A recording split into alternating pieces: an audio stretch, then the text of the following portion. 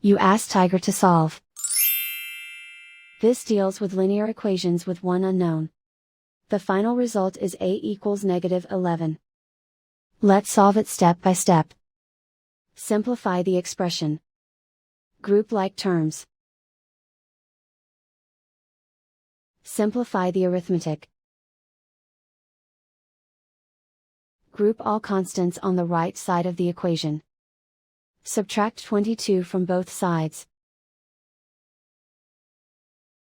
Simplify the arithmetic.